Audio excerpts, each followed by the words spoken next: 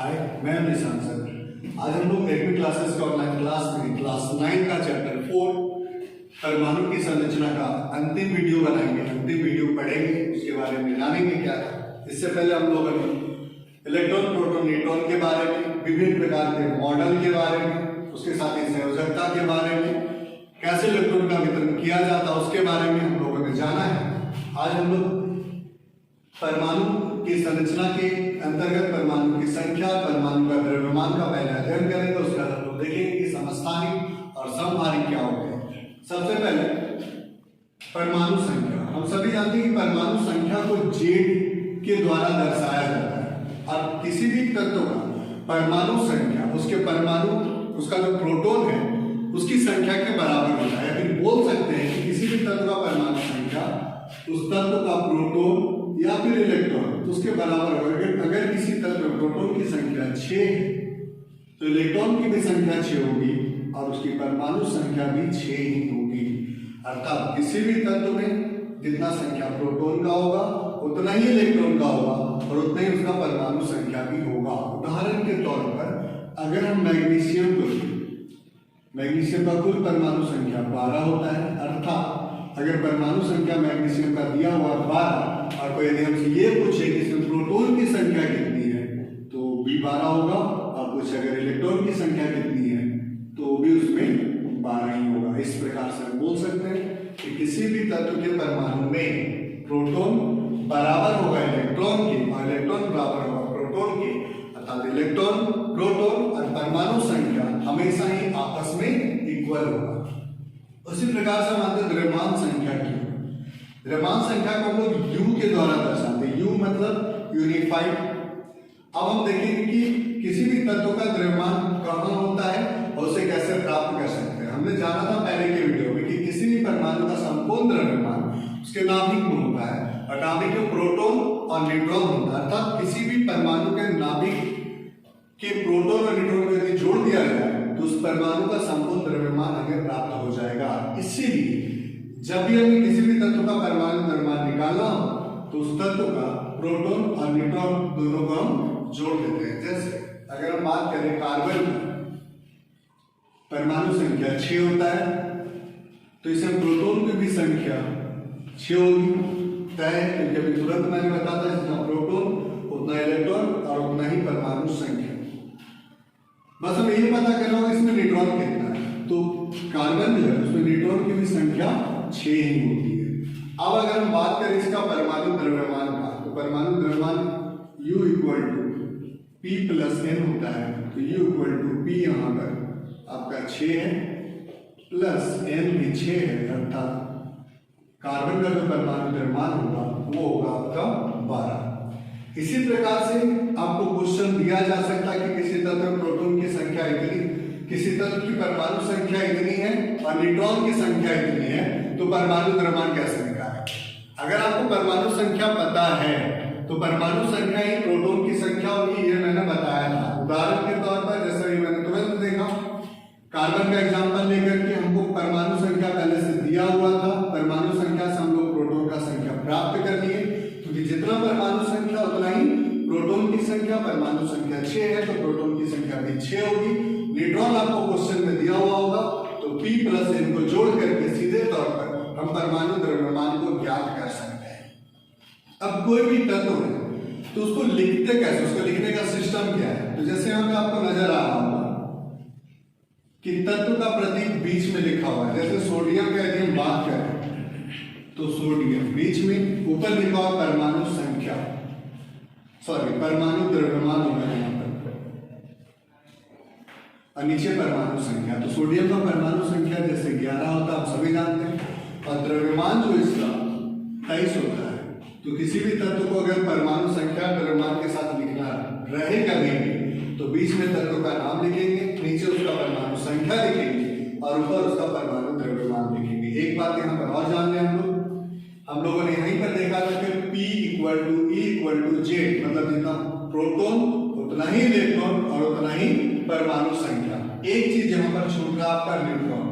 Neutron equal इसलिए नहीं है क्योंकि न्यूट्रॉन जो है किसी किसी तत्व में एक इकाई ज्यादा, एक इकाई कम, हाफ इकाई ज्यादा, हाफ इकाई कम हो सकता है, इसलिए न्यूट्रॉन कभी भी प्रोटॉन, इलेक्ट्रॉन या परमाणु संख्या के इक्वल अधिकतर बार, मतलब सारे तत्वों में ऐसा नहीं होगा, कुछ तत्वों में होगा, कुछ तत्वों में ऐसा नहीं होगा। इक्वल हमेशा P equal to E equal to Z होगा।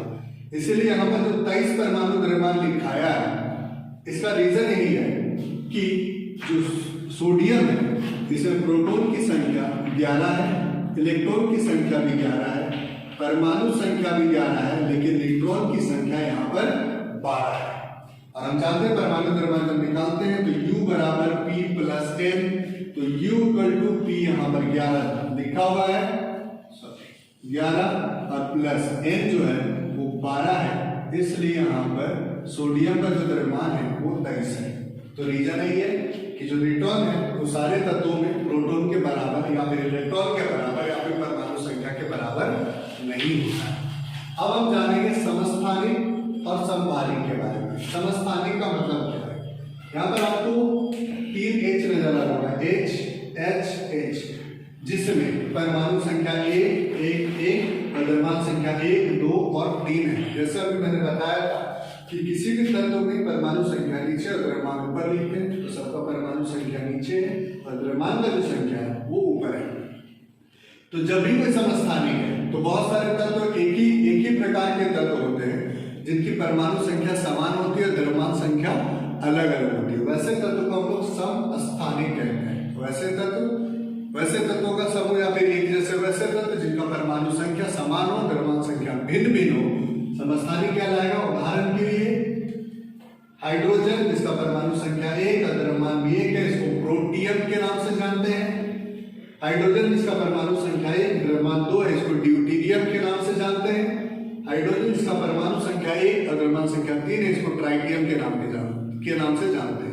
इन तीनों में एक कॉमन बात है कि तीनों में परमाणु संख्या जो है वो समान है, अर्थात ये तीनों समस्थानिक होंगे। उसी प्रकार से क्लोरीन के यदि हम बात करें तो क्लोरीन एक 17 है, दूसरा भी 17 है, परमाणु संख्या द्रव्यमान का 35 है, एक 37 है। दोनों में कॉमन क्या है? तो परमाणु संख्या कॉमन है। जिसमें परमाणु संख्या कॉमन होगा वो समस्थानिक कहलाएगा। अब हम आते हैं समभारिक। समभारिक जैसा कि वर्ड से ही पता चल रहा है कि इसका जो भार होगा आपस में वो बराबर होगा, अर्थात इसमें जो द्रव्यमान है वो इक्वल होगा, परमाणु संख्या भिन्न। जैसे कैल्शियम और ऑर्गन, कैल्शियम का परमाणु संख्या 20 होता है और ऑर्गन का परमाणु संख्या 18 होता है, जबकि कैल्शियम का भी द्रव्यमान 40 होता है और ऑर्गन का भी द्रव्यमान 40 होता है, अर्थात दोनों का जो भार है वो आपस में बराबर है, इसलिए इसे समभारिक कहेंगे।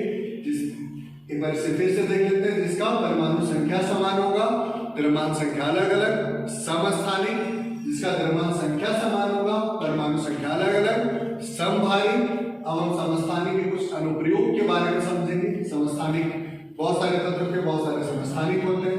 यूरेनियम का जो एक समस्थानिक है उसका उपयोग ईंधन के रूप में किया जाता है परमाणु भट्ठी में। दूसरा, कैंसर के उपचार के लिए हम कोबाल्ट के समस्थानिक का उपयोग करते हैं। तीसरा, हम सभी जानते हैं कि घेंघा रोग के इलाज के लिए आयोडीन का समस्थानिक का इस्तेमाल होता है, जो नमक के साथ हम लोग लेते हैं। अब हम जानेंगे कि समस्थानिक और समभारिक में कुछ अंतर भी होते हैं, जिसे हम विस्तार से जानेंगे। अब हम जानेंगे कि समस्थानिक और समभारिक में क्या मूल अंतर है। पहला अंतर है, समस्थानिक वे तत्व हैं जिनके परमाणु संख्या समान और द्रव्यमान संख्या भिन्न भिन्न होते हैं। जैसे कि ये समस्थानिक है, सारा का परमाणु संख्या समान है और द्रव्यमान संख्या अलग अलग है। समभारिक में क्या होते हैं? समभारिक में वे तत्व आते हैं जिनके द्रव्यमान संख्या समान होते हैं और परमाणु संख्या भिन्न भिन्न। जैसे ये आपका समभारिक है, कैल्शियम, ऑर्गन, इनमें अगर देखा जाए तो द्रव्यमान संख्या दोनों का समान है, 40-40। कैल्शियम का परमाणु संख्या 20 है और ऑर्गन का परमाणु संख्या 18।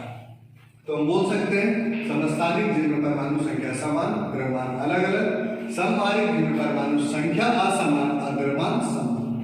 दूसरा अंतर है, समस्थानिक का जो रासायनिक गुणधर्म होता है वो समान होता है और भौतिक गुणधर्म अलग अलग। अर्थात समस्थानिक के जितने भी तत्व हैं सारे को अगर अभिक्रिया कराएंगे तो सभी एक ही प्रकार से अभिक्रिया करेंगे, अर्थात समस्थानिक का रासायनिक गुणधर्म समान और भौतिक गुणधर्म भिन्न भिन्न होते हैं। अगर हम समभारिक का बात करें तो समभारिक में भौतिक और रासायनिक दोनों गुणधर्म असमान होते हैं। मतलब अगर कैल्शियम और ऑर्गन की बात करें तो ना तो कैल्शियम की तरह ऑर्गन दिखता, ना तो ऑर्गन की तरह कैल्शियम दिखता। दोनों का रिएक्शन भी अलग अलग होगा क्योंकि एक धातु और एक अधातु है। तीसरे नंबर पे आते हैं, ये एक ही तत्व के विभिन्न रूप है। समस्थानिक अधिकतर एक ही तत्व होते हैं, बस अलग अलग रूप में पाए जाते हैं। जैसे हाइड्रोजन हाइड्रोजन हाइड्रोजन, इसी को प्रोटियम, ड्यूटेरियम और ट्राइटियम के नाम से जानते हैं, जबकि तीनों हैं एक ही तत्व। उसी प्रकार से अगर हम भारी की बात करें तो भिन्न भिन्न तत्व होते हैं। जैसे यहाँ कैल्शियम है, ये ऑर्गन एक धातु है, अधातु है। उदाहरण की बात करें तो उदाहरण में आपका hydrogen hydrogen hydrogen, protium, deuterium, tritium, आपका कैल्शियम, ऑर्गन। समस्थानिक में जो भी उदाहरण है उनमें सबसे कॉमन बात क्या है कि परमाणु संख्या समान है, द्रव्यमान संख्या भिन्न भिन्न है। और संभारिक में जो भी तत्व उपस्थित है यहाँ पर सब में परमाणु संख्या भिन्न भिन्न है, द्रव्यमान संख्या समान है। तो इसी के साथ हमारा जो चैप्टर 4 है क्लास 9 का वो खत्म होता है और अगले चैप्टर के साथ फिर से हम लोग मिलेंगे।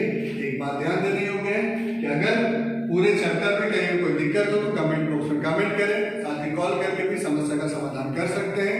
अगर आपने अभी तक चैनल को सब्सक्राइब नहीं किया है तो चैनल को सब्सक्राइब जरूर से जरूर कर ले, ताकि आगे भी टेक्निकल क्लासेस आपके सहयोग के लिए हमेशा उपस्थित रहे। धन्यवाद।